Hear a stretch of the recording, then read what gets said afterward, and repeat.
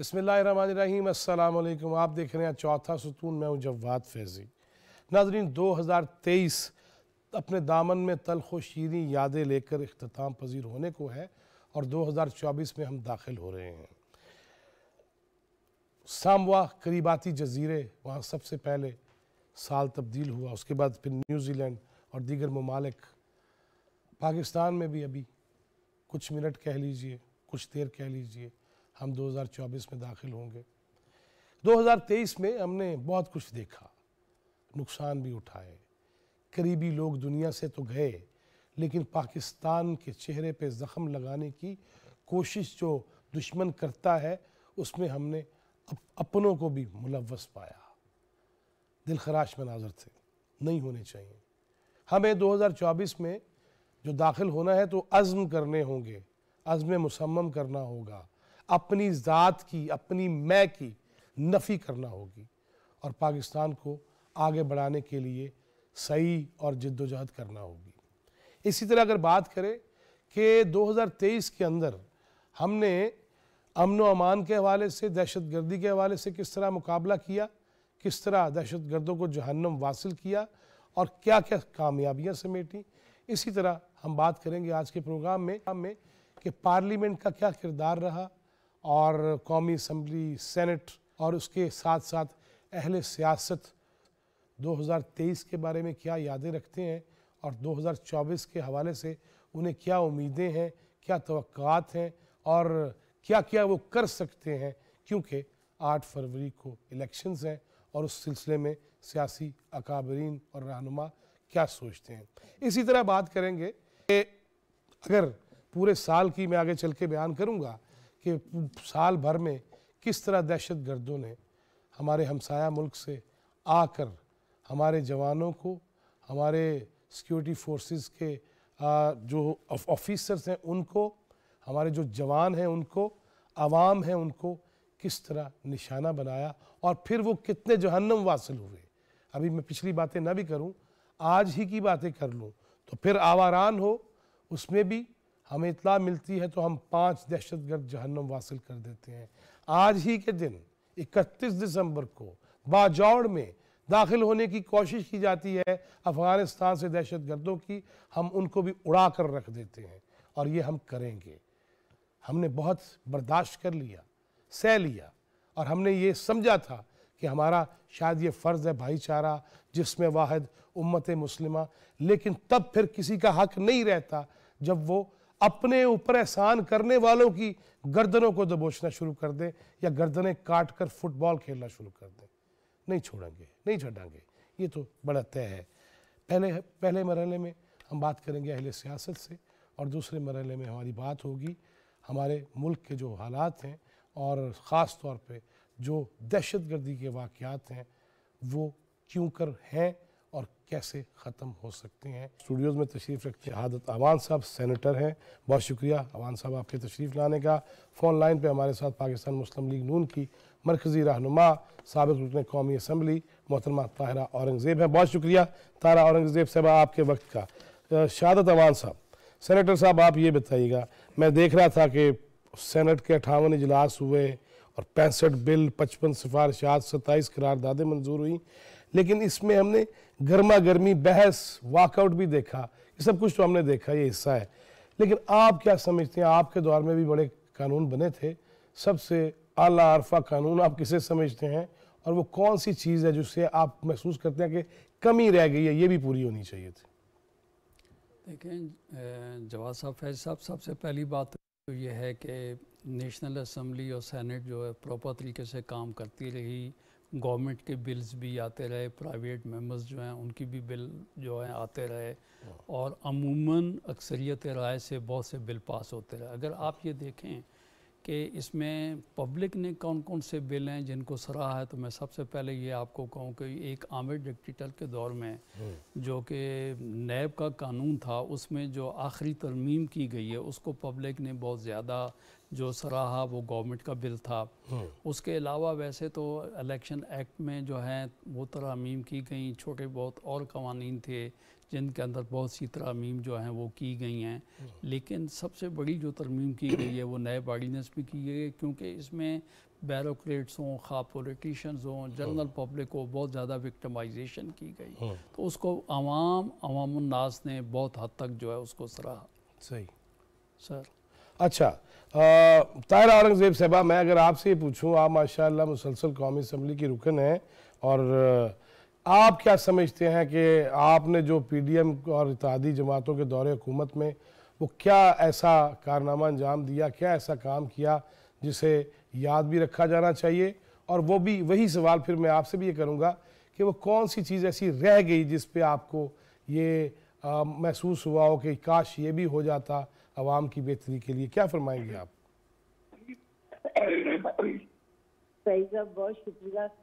मेरा गला बड़ा खराब है। आप लाहौर के हैं ना मेरी तरह, तो बस यही होना था। तो आपकी कमी मैं पूरी कर देता हूँ। मैं बता देता हूँ कि चूंकि हम इकट्ठे पार्लिमान में रहे हैं, शहादत अवान साहब कह रहे हैं आपकी कमी मैं पूरी कर देता हूँ गले के वाले से। ये बताऊंगा कि हमारे जहन में ये था कि चूंकि हाउस जो है उसमें मेंबरान की तादाद बहुत कम थी, वरना अदरवाइज़ हमारे जहन में ये बात भी थी कि एक आईने पाकिस्तान में ये तरमीम की जाए, इलेक्शन एक्ट में ये तरमीम की जाए कि कोई आदमी 1 से 2 से ज़्यादा जो सीट्स हैं उनके ऊपर इलेक्शन जो है वो कंटेस्ट ना कर सके। लेकिन मुझे कम से कम इस बात का ये जहन में मेरे था कि ये वो वक्त नहीं है कि ये अननेसेसरी एक एक्सरसाइज इन फ्यूटिलिटी होगी। अगर कभी मौका मिला तो मेरी बहन और हम जो हैं इस चीज़ को यकीनी तौर पे आगे लेकर चलेंगे कि आवाम का पैसा जो है बेवक्त ज़ाया नहीं होना चाहिए कि एक आदमी इतनी सीटों के ऊपर इलेक्शन करे, उसके लिए आईने पाकिस्तान में उसके ऊपर पाबंदी होनी चाहिए। क्यों जी तारा साहब, शहादत अवान साहब कह रहे हैं कि ये भी होना चाहिए कि 1 या 2 नशिस्तों से ज़्यादा फिर नहीं इलेक्शन लड़ना चाहिए। बिस्मिल्लाहिर्रहमानिर्रहीम, ये बात बड़ी माकूल इन्होंने की, क्योंकि एक तो ये होता है कि पैसे का जा और एक वक्त का जा होता है। जाहिर है जो आदमी 4 सीटों से इलेक्शन कॉन्टेस्ट करता है और फिर जीत जाता है, तो फिर उसके बाद 1 सीट उन्हें रखनी होती है और बाकी खाली करनी होती है, और फिर उन पर ज़िमनी इलेक्शन होती है, और इस तरह ज़िमनी इलेक्शन चलते ही रहते हैं। तो ये एक अच्छी खुशाइन बात है कि एक शख्स ज़्यादा से ज़्यादा 2 सीटों पर कॉन्टेस्ट करे, और अगर वो बेहतर समझते हैं कि जी हम इन दोनों सीटों को जीत सकते हैं तो दोनों पे लड़ना चाहिए, 2 से ज्यादा नहीं होना चाहिए।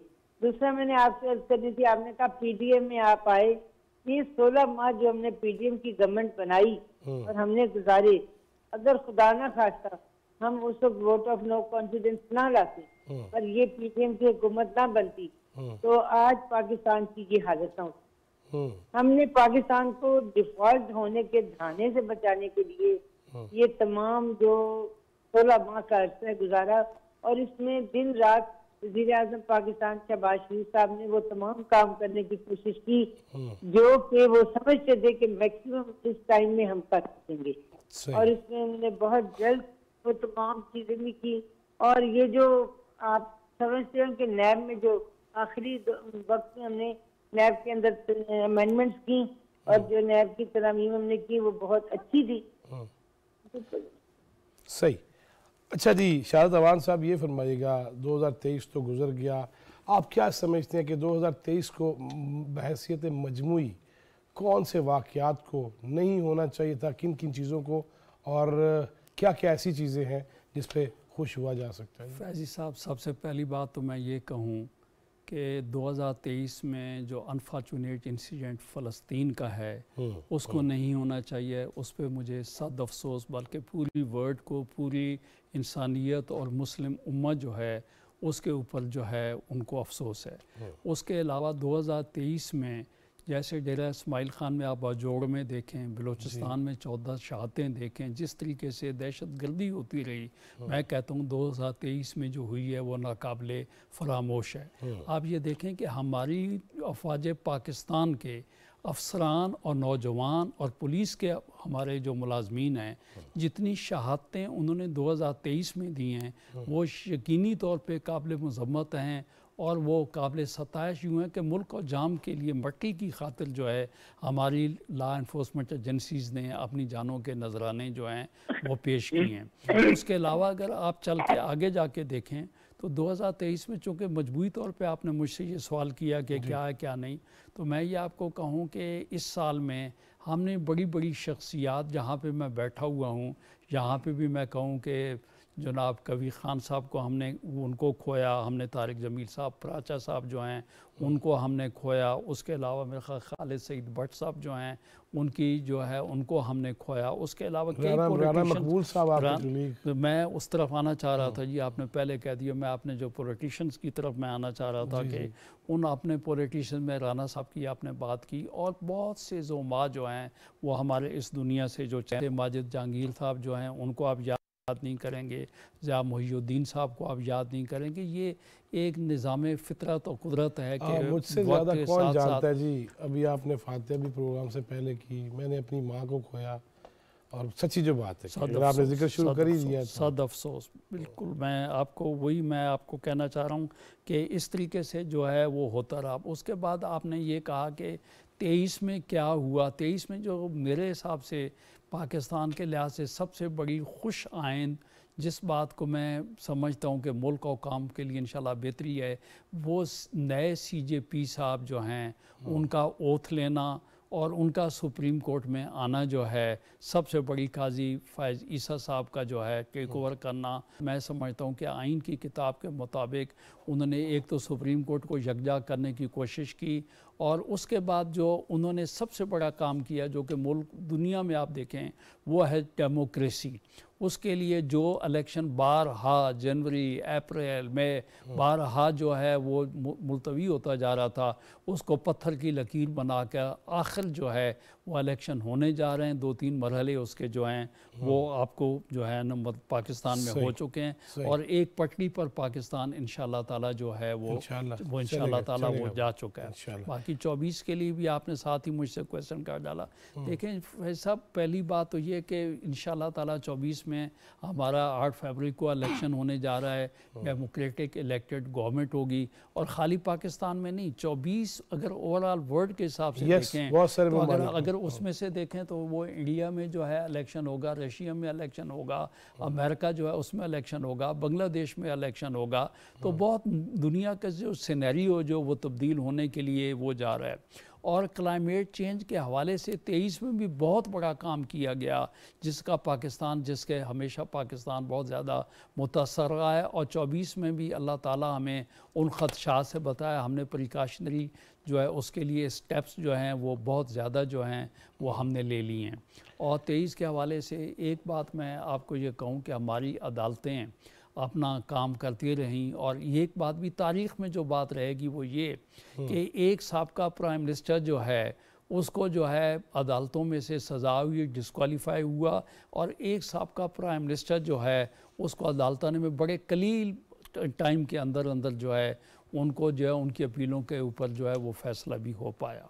जी, ये अहम वाक़यात थे। और इसमें आपने जहाँ चीफ जस्टिस साहब की बात की, तो ये फ़र्स्ट टाइम ये भी हुआ कि लाइव हमने कार्रवाई देखी सुप्रीम कोर्ट की समाअत की। देयर इज़ नो डाउट कि ये इससे पहले नहीं हुआ। ताहिरा औरंगज़ेब साहबा, आपसे भी यही सवाल है, 2023 में हमने क्या खोया, क्या पाया, और 2024 के हवाले से क्या उम्मीदें, क्या वो चीज़ें होनी चाहिए कि आवाम भी थोड़े से खुश हो जाए कि अल्लाह करेगा कि बेहतरी हो जाएगी, क्या फरमाएंगी आप? जी तारा, नजरअंदाज कर गए कि पाकिस्तान की तारीख में ये पहली मर्तबा मैंने देखा अपनी जिंदगी में, जस्टिस साहब ने जब हेल्पफुल आया तो उन्होंने अपनी बेगम को साथ खड़ा किया। ये है एक औरत का एहतराम जो उन्होंने पूरी दुनिया में बताया कि औरत का एहतराम इस तरह से किया जाता है। कोई शक। और उनका ये एहतराम जो था, ये यकीनी बात समझे, मेरे दिल को बहुत अच्छा लगा। मैंने कहा कि जो शख्स अपने घर में इतना इंसाफ पसंद है, तो वो सारे जो लोग भी इस अरसे में जब तक वो चीफ जस्टिस साहब हैं अपने केसेस देख के जाएंगे, इंशाल्लाह उन सबको इंसाफ मिलेगा, क्योंकि उनकी फितरत में इंसाफ है। और दूसरी बात यह कि 2023 में सबसे बड़ी बात जो है वो मैं यही कहूँगी कि इससे बड़ा कोई सानिया नहीं जो फलस्तीन में जो कुछ इजरायली कर रहे हैं, और जो कुछ वहाँ निहत्ते बच्चों के साथ, औरतों के साथ, नौजवानों के साथ और बूढ़े जिस तरह शहादतें दे रहे हैं, ये किसी भी तरह से एक इस्लामी जिहाद से कम नहीं। आप ये देखिए कि इस्लामी तारीख हमारी इसी चीज से भरी पड़ी है कि किस तरह से जुल्म जो है वो जब बढ़ता है तो क्या अंजाम होता है। और ये भी आप देखें कि कश्मीरियों पे जो जुल्म कर रहा है हिंदुस्तान, और वो भी भारत भी जो कुछ कर रहा है मकबूजा कश्मीर पे, जो वो भी नाकाबिले फरामोश वाक़या मुसलमानों के लिए कि जिस तरह से निहत्थे कश्मीरियों पे वहाँ पर उनके बच्चे, उनकी नौजवान 3 नस्लें खत्म हो चुकी हैं इसी कश्मीर की आज़ादी की जंग में। और ये कुछ फलस्तीन में किया जा रहा है। मेरी ये दुआ है कि तमाम मुस्लिम उम्मा जो है वो इकट्ठी हो जाए और इन दोनों मसलों के हल के लिए एक इकट्ठा कोई ऐसा इकदाम उठाया जाए कि यूएन तो कुछ नहीं कर सकी, ना कर सकी, क्योंकि जिस तरह से कश्मीरियों का ये था कि अक़वाम मुत्तहिदा की करारदादों के मुताबिक कश्मीरियों को उनका हक़ खुद इरादियत, हक़ राय दही दिया जाएगा। वो आज 70 साल का अरसा गुजरने के बावजूद भी अपने उस हक़ के लिए सरगर्दा हैं जिसमें वो ना उन्हें मिल सका, ना अक़वाम मुत्तहिदा दे सकी। इसी तरह फ़लस्तीनियों का मामला है कि जिस तरह से फ़लस्तीनी इजराइल उन्हें निकालना चाहता है उनके इलाकों से, जिस तरह से वो जुल्म कर रहा है, जिस तरह से शहरी आबादी पे बमबारी की जा रही है, जिस तरह से अमेरिका जैसी ताकत उनको असला भी फराम कर रही है और उनको तमाम सहूलियात भी दी जा रही है, ये एक मुस्लिम उम्मा के लिए लम्हा फिक्रिया है कि हमें इसी तरह इकट्ठे होकर मुसलमानों के लिए कुछ करना चाहिए। अच्छा जी, 2024 से उम्मीदें क्या हैं? 2024 के लिए मैं ये तवक्को रखती हूँ कि नवाज शरीफ साहब की आमद जो है वो एक ताज़ा बहार का झोंका है पाकिस्तान के लिए इंशाअल्लाह ताला। जिस तरह उनके दौर में 2017 में हमने दहशतगर्दी पर काबू पाया, पाकिस्तान में अमन कायम हुआ, कराची की रोशनियाँ आई, हमने मोटरवेज के जाल बनाए, हमने सी पैक को शुरू किया, हमने बिजली की लोड शेडिंग खत्म, गैस की लोड शेडिंग खत्म की और हमने महंगाई का खात्मा किया, हमने ग्रोथ रेट को लेके गए। मैं तवक्को रखती हूँ कि इंशाअल्लाह ताला 2024 में एक मरतबा फिर नवाज शरीफ साहब मुझसे वज़ीर आज़म बनेंगे, अवाम के वोट की पर्ची से, और उसके बाद महंगाई का खात्मा करेंगे, जो बिजली की लोड शेडिंग खत्म होगी, पाकिस्तान तरक्की पर फिर से आमदन होगा, मुल्क में अमन कायम होगा। अब जैसे बाजोड़ में, कोयटा में दिन रात में हादसा हो रहे हैं, इनसे अल्लाह ताला करेगा फिर से पाकिस्तान अमन की तरफ आएगा। और मुझे निगरान हुकूमत का ये काम बहुत अच्छा लगा कि जो उन्होंने जितने भी अफगानी थे जिस जगह पे भी थे उन्हें बड़े बाइज्जत तरीके से उनके मुल्क वापस भेजा, क्योंकि उनके ताने बाने कहीं ना कहीं टेररिस्ट से मिलते थे, चाहे वो सरहद पार अफगानिस्तान हो या पाकिस्तान के अंदर हो। हमने बहुत साल मेहमानी की और उसके बदले में अपनी नौजवान नस्ल जो है वो भी दहशतगर्दी की भेंट लगाई। तो ये एक बहुत अच्छा काम किया कि लोगों को वापस उनके मुल्क में भेज। जी चले, बहुत बहुत शुक्रिया तारा औरंगजेब साहब, आपके वक्त का बड़ा मशकूर ममनून हूँ। आपके लिए भी अल्लाह ताला आसानियाँ लेके आए नए साल में 2024 में। शादत अवान साहब, लास्ट वर्ड मैं ये कहूँगा कि आपने मेरी बहन से एक सवाल किया, तो वो उनकी ख्वाहिश हो सकती है, उन्होंने यकीनी तौर पे वो अपनी पार्टी से तल्लक रखती हैं तो वो मियाँ साहब का कहेंगे, लेकिन पाकिस्तान में इस वक्त जो बड़ी पॉलिटिकल पार्टीज़ के लीडर्स हैं तो मैं समझता हूँ कि उसमें स्पॉटलेस अगर कोई लीडरशिप है तो वो सिर्फ़ और सिर्फ बिलावल भुट्टो जरदारी साहब की है।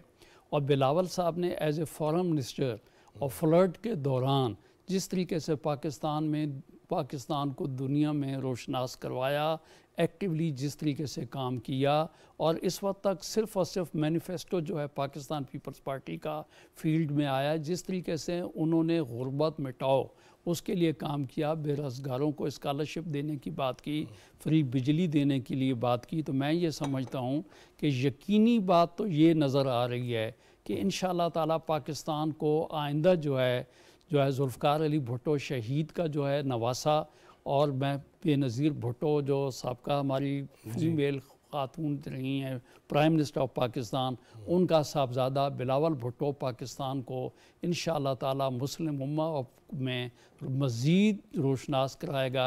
As a prime minister Bilawal Bhutto Zardari साहब इंशाअल्लाह ताला इसी 2024 में ओथ लेंगे और मुस्लिम उम्मा और मुसलमान और पाकिस्तान की इंशाअल्लाह ताला खिदमत अंजाम देंगे। मेरा आखिरी सवाल शाहदत अवान साहब, ये जो हमने माजी में देखा शिद्दतें, हिद्दतें, बयानबाजियाँ और उसमें वो इल्ज़ाम भी कि दोहराए भी नहीं जा सकते, इसमें मुस्तकबिल में कमी देख रहे हैं कोई? देखें जी, अगर आप पाकिस्तान पीपल्स पार्टी का माजी देख रहे हैं, हमने हमेशा टेररिज्म के ख़िलाफ़ रहे। टेररिस्ट जो है उनके ख़िलाफ़ हम यकीनी तौर पे बोलते रहे, उनका हम शिकार भी होते रहे, हमने अपनी जानों के हम नजराने देते रहे, लेकिन हमने हुब्बुल वतनी का कभी जो है मुज़ाहरा जो है करने से शाकी जो पाकिस्तान पीपल्स पार्टी नहीं रही। लेकिन जहाँ तक अगर अदरवाइज़ आप देखें कि जहाँ पे टेबल पे बैठकर बात करने की बात है, तो ये रीत और रस्म जो है सिर्फ़ और सिर्फ जो है पाकिस्तान पीपल्स पार्टी ने डाली है। और मैं ये तवक्को करता हूँ कि इंशाअल्लाह ताला आने वाले वक्त में जो है इसमें कमी आएगी और आनी चाहिए, लेकिन इसके लिए आपको सियासी बसीरत की ज़रूरत है, जो कि इंशाअल्लाह ताला इस नौजवान हमारे लीडर में है और आपको वो डिलीवर करे। चलो जी, अल्लाह ताला आसानियाँ करे पाकिस्तान के लिए, बेहतर जिसको भी मुंतखब करे। बहुत शुक्रिया शहादत अमान साहब आपके वक्त देने का और तशरीफ़ लाने का। नाज़रीन, यहाँ पे एक वक्फ़ा लेंगे, वक्फ़े के बाद बात करेंगे। जो अभी अमान साहब भी फरमा रहे थे कि बड़ी कुर्बानियाँ हमने दी हैं इस मुल्क के लिए, हमारे फ़ौजी जवानों ने, हमारे सिक्योरिटी एजेंसीज़ के लोगों ने, अवाम ने, माओं ने, बहनों ने, बच्चों ने, बुज़ुर्गों ने। इस पर बात करेंगे एक वक्फ़े के बाद कि कब तक हम ये बर्दाश्त करेंगे और कब तक गैर मुल्की जो असला है अफ़गानिस्तान से कलअदम तंजीम के लोग, दहशतगर्द, हम पे वो चलाते रहेंगे, गोलियां बरसाते रहेंगे और वो कवानीन की खिलाफ वर्जी करते हुए प्याज की बोरियों में आप जो असला लेके आ रहे हो यहाँ पे, और फिर जब हम कहें कि भाई जी उठो तो निकलो, तो फिर आप वाविला मचाते हैं, उसका फ़ायदा नहीं होगा। एक वक्फे के बाद इस पर तफसीली बात करेंगे, हमारे साथ ही रहिएगा।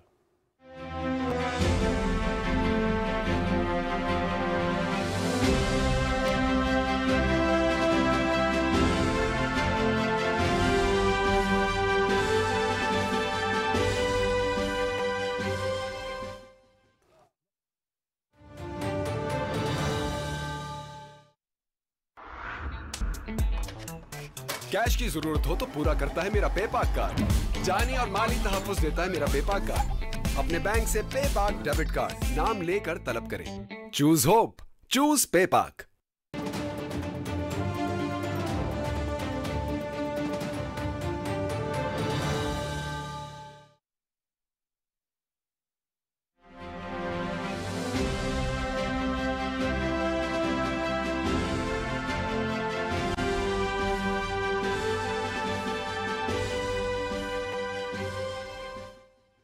वक्फे के बाद एक दफ़ा फिर खुश आमदीद। आप देख रहे हैं चौथा सुतून, मैं हूं जवाद फैज़ी।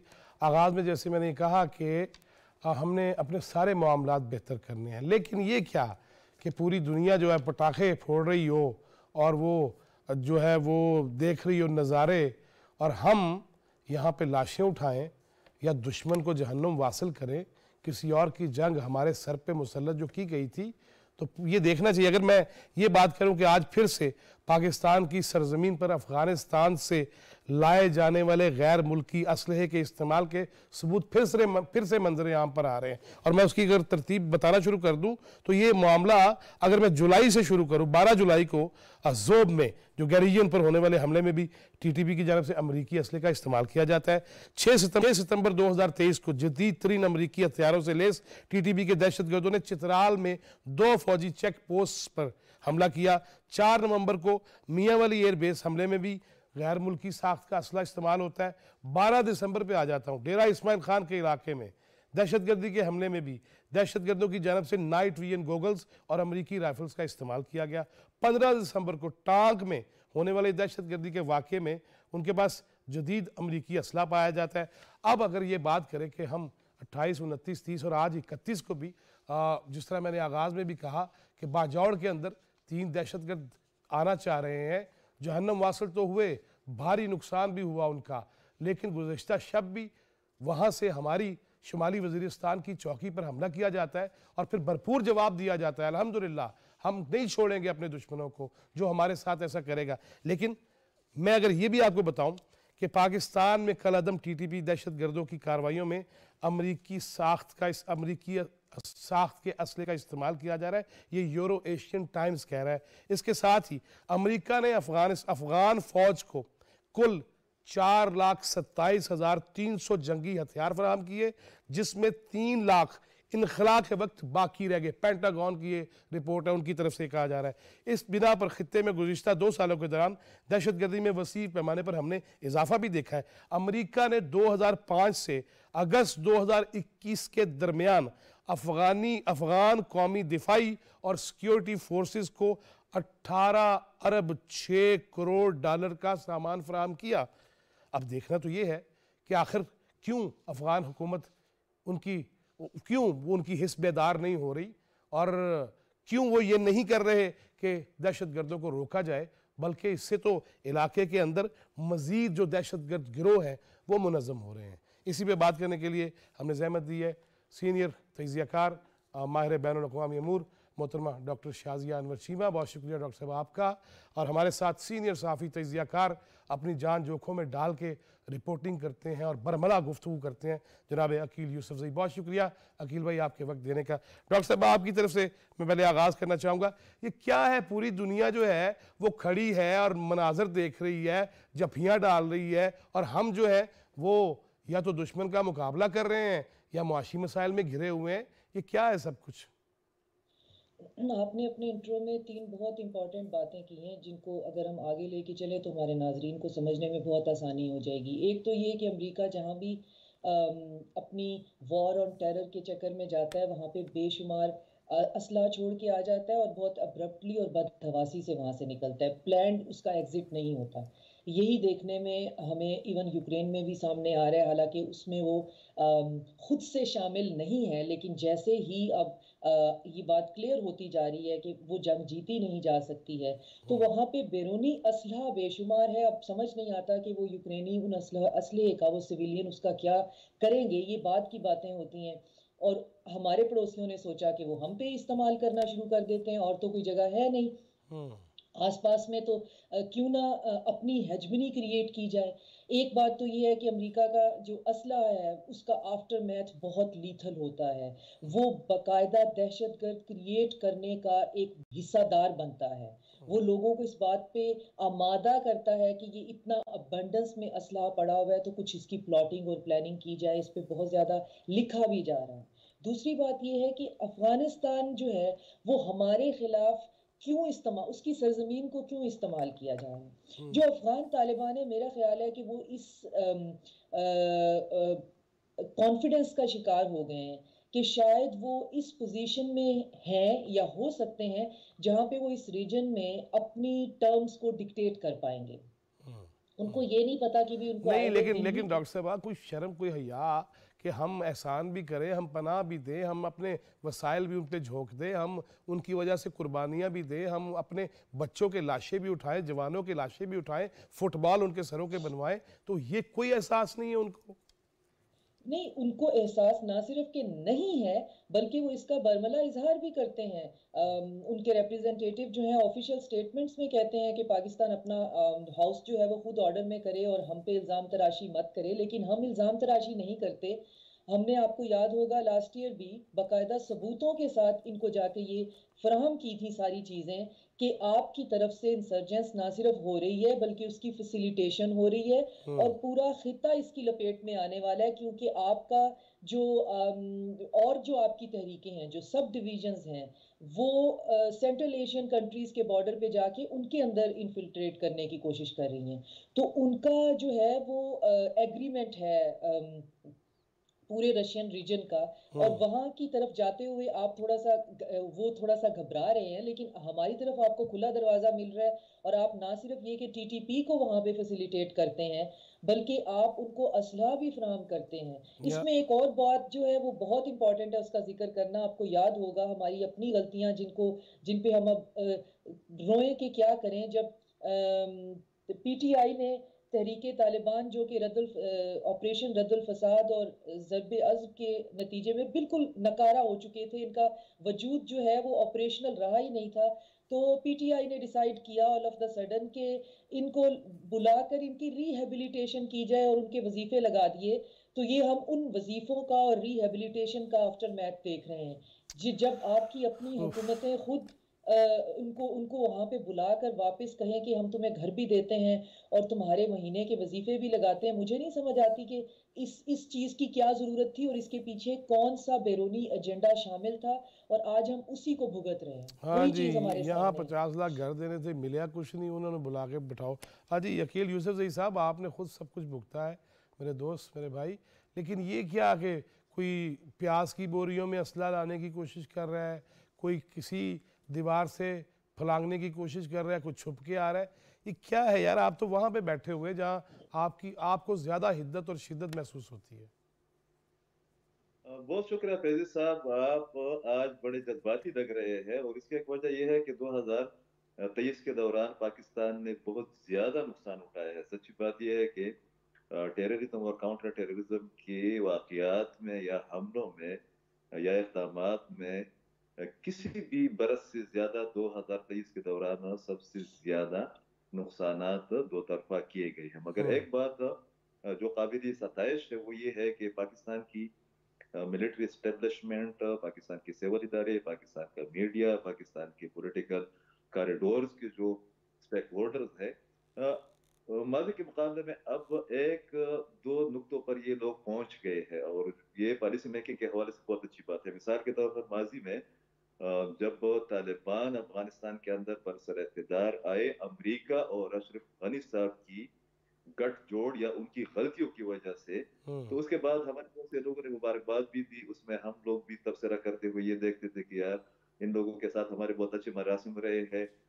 दोहा इनिशिएटिव को हमने मतलब उसमें बुनियादी किरदार हमारा रहा। अमेरिकन मीडिया और कांग्रेस में जो रिपोर्ट पेश की गई थी उसमें पाकिस्तान की सताइश की गई थी। मगर एक बात उस वक्त भी बड़ी वाज़ेह थी, वो ये थी कि भाई लोग, अगर आप लोग 90s की तरह अफगानिस्तान को उसी तरह जनेवा माहिदा के दौरान जो आप बेयारो मददगार छोड़ कर गए थे, अगर ये गलती दोहराई तो उसकी कीमत न सिर्फ ये कि पाकिस्तान को और अफगानिस्तान को चुकानी पड़ेगी, बल्कि अमेरिका और दुनिया के लिए भी खतरा बन जाएगी वो वाली सूरत हाल। वही गलती हुई, वही पॉलिसी अपनाई गई और उसका सबसे ज्यादा नुकसान पाकिस्तान को उठाना पड़ा। मिसाल के तौर पर ये जो डेटा हमारे पास आ रहा है वो ये है कि पाकिस्तान के अंदर 2023 के मुकाबले में 2022 के मुकाबले में 2023 के दौरान तकरीबन 41% हमलों की शिद्दत में इजाफा हुआ। मगर पाकिस्तान के फोर्सेस ने भी 18,000 से ज्यादा इंटेलिजेंस बेस्ड ऑपरेशन किए हैं, जिसमें आज 2 ऑपरेशन की आपने मिसाल भी दी है।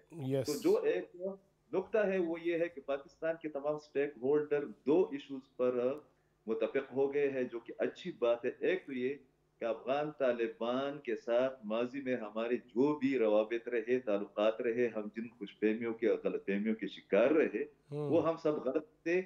उनसे इस चीज की या ताउन की तवक्को नहीं की जा सकती। दूसरी बात ये कि हमने बहुत से लोगों ने, वो पेशावर आपकी तरह आते नहीं है, वो इस्लामाबाद से पेशावर आना उनको इस तरह लग रहा है या वजीरिस्तान जाना तो बहुत दूर की बात है कि जिस तरह वो जो है ना इसराइल जा रहे हो, उधर से बैठकर जो है ना बहुत अच्छी जगह पर बैठकर जब तफसीरें फरमाते हैं गूगल से लेकर, तो उनके लिए ये बात बहुत अजीब लगी कि पाकिस्तान के अंदर जब वो ये नैरेटिव पेश कर रहे थे कि अफगान तालिबान अलग है और टीटीपी अलग है, और हम उनको चीखते थे, चिल्लाते थे, मिन्नतें करते थे डेटा बेस पर कि नहीं ये दोनों एक ही नजरिए के, एक इंफ्रास्ट्रक्चर के लोग हैं, ये एक दूसरे को सपोर्ट करेंगे, तो उनके तजिए गलत साबित हुए। और उन्हीं तजिए पर जब हमारी पॉलिसी मेकिंग बनी या पॉलिसी मेकिंग हुई तो उसके हमने खुमियाजा भुगता है। तो एक तो यह है कि इस पर क्लियर होगी। तीसरी बात यह है जो मौजूदा मिलिट्री एस्टेब्लिशमेंट है वो अफगानिस्तान के बारे में बहुत तहम्मुल से काम ले रही है। मैं आपके प्रोग्राम में पहले भी बता चुका था कि 2-3 बार गुज़श्ता 2 बरसों के दौरान पाकिस्तान ने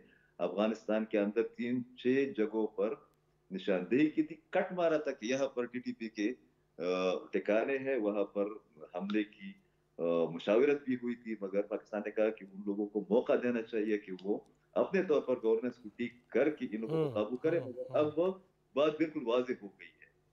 अब वो फैजी साहब बात ये वाज़ेह हो गई है कि वो लोग सुधरने वाले नहीं है, वो पाकिस्तान को टारगेट करते रहे हैं और करते रहेंगे। दूसरी बात ये है कि अमेरिका ने इसी पस मंजर में जिस असलहे की आपने बात की, ये भी सबसे पहले ये खबर मैंने ब्रेक की थी कि इस किस्म के जो ना इतना ज्यादा असलहा पाकिस्तान के अंदर आ रहा है, इस्तेमाल हो रहा है। जब मैंने ये ब्रेक की थी खबर आपके प्रोग्राम में चंद और तो लोगों ने मजाक भी उड़ाना शुरू किया।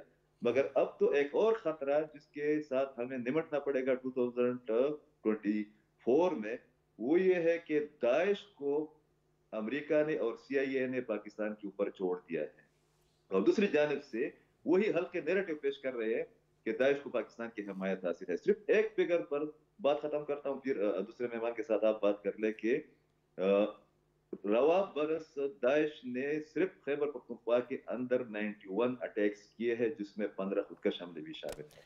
तो आप अंदाजा लगाएं कि पाकिस्तान को किन चैलेंजेस का सामना है और हम क्या कुछ करने वाले हैं 2000।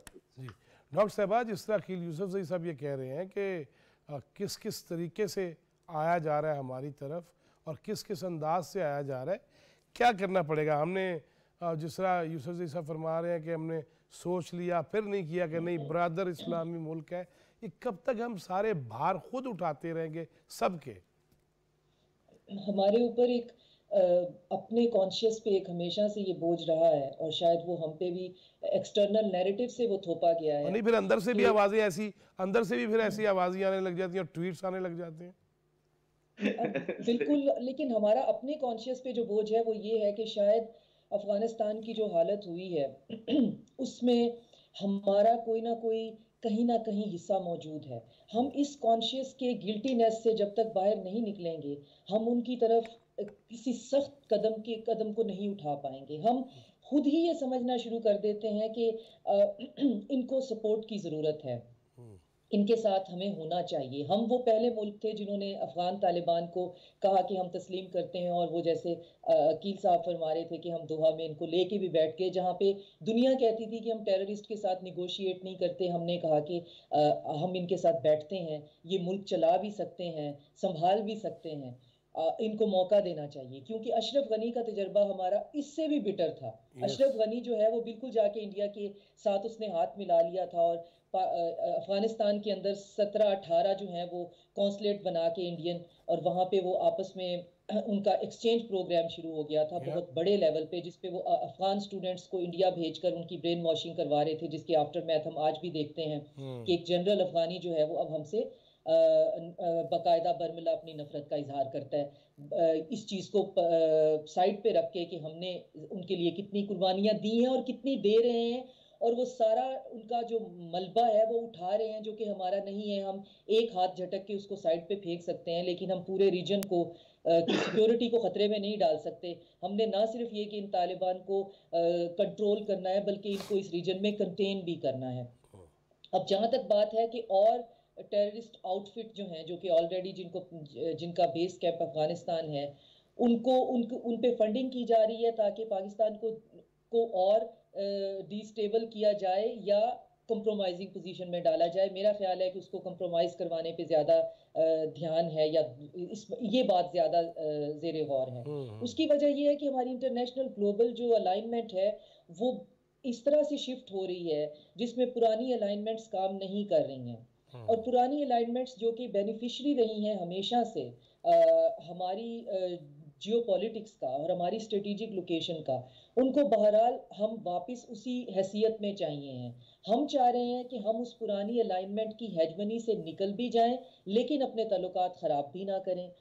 लेकिन उसी हवाले से बाहर से अगर असला भी आ रहा है और आउटफिट जो है वो हमारे ऊपर बाकायदा मुसल्लत भी किए जा रहे हैं, तो इसका मतलब यही है कि हमें एक सर्टन अलाइनमेंट से हटाने की कोशिश की जा रही है और टिल्ट दोबारा से क्रिएट करने की कोशिश की जा रही है। तो उनके लिए ये बात तो बिल्कुल वाज़ेह है कि अब दुनिया इस चीज़ पे ऑपरेट नहीं होने वाली है। अब दुनिया जो है वो ब्लॉक्स की सियासत पे नहीं चल सकती है। अब लोगों का जहां फायदा होगा, मुल्कों का जहां पे उनकी डिप्लोमेसी उनको फैसिलिटेट करेगी, वो उस तरफ उसका रुख कर लेंगे। और ये वक्त ये आपको दिखाएगा कि जैसे अशरफ गनी कामयाब नहीं हो सका, इससे पहले तालिबान कामयाब नहीं हो सके, ये कभी भी इंडिविजुअली ऑपरेट ही नहीं कर सकते हैं। इनको उस तरफ से उज़्बेकिस्तान और ताजिकिस्तान की तरफ से शदीद, आप यूं समझे कि वो दरवाजे लॉक उन्होंने किए हुए हैं। इनको ईरान की तरफ से इनको 1 इंच की भी फैसिलिटेशन नहीं मिलती कि ये 1 इंच या 1 सेंटीमीटर आगे की तरफ घुस सकें। इनका सारा जोर हम पे चलता है, जिसका 100% मैं ये मानती हूँ कि हमारी सॉफ्ट हार्टेडनेस है, ये उसका फायदा उठा रहे हैं। लेकिन सही अकील यूसुफ ज़ई साहब, जिस तरह डॉक्टर साहब फरमा रही हैं कि बाकी तो 1 इंच देने को तैयार नहीं है, और ये यहाँ कह रहे हैं जी नहीं साडा हक है, तेरा हक, ये क्या है? ये तो इंटरनेशनली, और फिर हम SIFC, हम सहूलतकारी कर रहे हैं, हम माशी तौर पे बेहतर होना चाह रहे हैं, हम ताल्लुकात सबसे बेहतर चाहते हैं, अमेरिका हो, चीन हो, जितने भी ममालिक हैं, हमारा ये हक है। लेकिन ये क्या तरीका है कि आप झंडा भी उठाएं और उस पर कलमा तय्यबा भी लिखें और अपने ही मुसलमानों के गले काटने शुरू कर दें? नहीं, वो तो अपने नैरेटिव में बिल्कुल क्लियर है ना। उन्होंने किस फोरम पर जाकर ये वादा किया है या ऐलान किया है कि हम जो है ना जमहूरियत को मानेंगे, हम पाकिस्तान और बाकी पड़ोसियों के साथ अच्छे ताल्लुकात रखेंगे, या उन्होंने किस बंदे से जाकर कान में ये भी कहा है कि हम अफगानिस्तान को तरक्की दिलाएंगे, वहां पर तालीम को फरोग देंगे, वहां पर ह्यूमन राइट्स की जो है ना रिस्पेक्ट करेंगे। वो तो अपने वाले नहीं, अगर उन्होंने अकील यूसुफजई साहब, अगर उन्होंने ये नहीं कहा था, नहीं वादा किया था, नहीं मुआदा किया था, तो फिर हमने एक चाय की प्याली के चक्करों में इतना तूफान क्यों बर्पा करवा लिया अपने मुल्क में?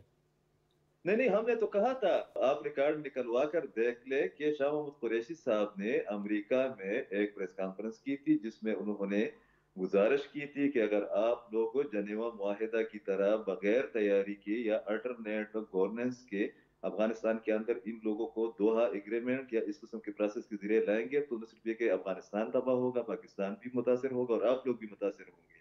पाकिस्तान की जो फॉरेन ऑफिस है उसकी कारकर्दगी काफी बेहतर रही है और उसकी जो एनालिसिस थी वो भी ठीक थी। अलग बात है कि अब मैं इस नतीजे पर पहुंचा हूं एक तालिब इल्म की हैसियत से कि ये जो दोहा एग्रीमेंट था जिसके हमने फैसिलिटेशन की एक गुड फेथ में, ये अफगान तालिबान और अमरीकियों की मिली भुगत अगर न होती तो इतना बड़ा प्रोटोकॉल उनको नहीं दिया जाता कि वो अभी तक घोड़े के बाद जो है ना उतरने की बजाय वो ऊंट पर सवार हो गए, हाथी पर सवार हो गए। तो मेरे ख्याल में पाकिस्तान की जो रिलायमेंट, जिस तरह डॉक्टर साहब ने इशारा भी किया किसी पैक के हवाले से, देखे फैजी साहब, पहली बार पाकिस्तान ने चाइना के अलावा रशिया के साथ भी बेहतरीन ताल्लुकात बनाने की कोशिश की है 2-3 हुकूमतों ने। हमारा अंदरूनी अदम इस्तेहकाम अपनी जगह पर, मगर पाकिस्तान की खारिजा पॉलिसी एक्सटेंड हो रही है।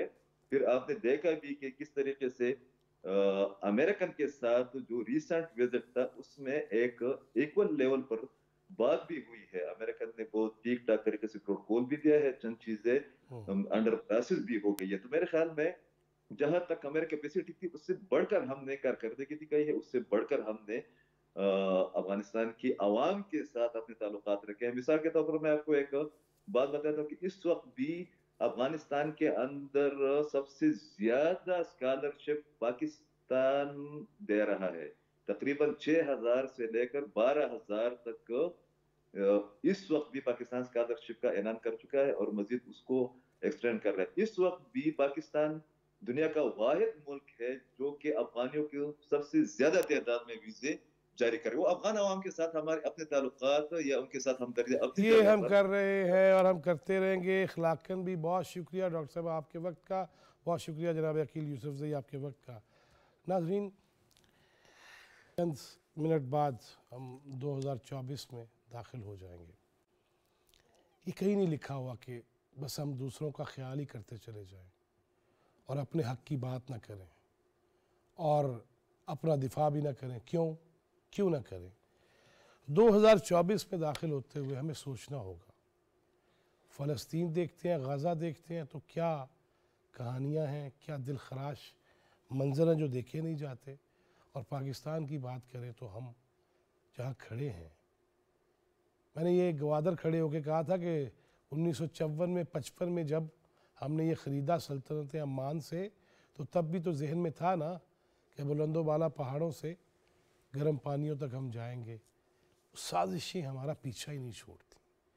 और 2024 में दाखिल होते हुए हमें ये देखना होगा कि बैरूनी साजिशें, इक़दामात और अंदरूनी तौर पर सहूलतकार, इनका क्या करना है। इस मुल्क को आगे नहीं बढ़ना।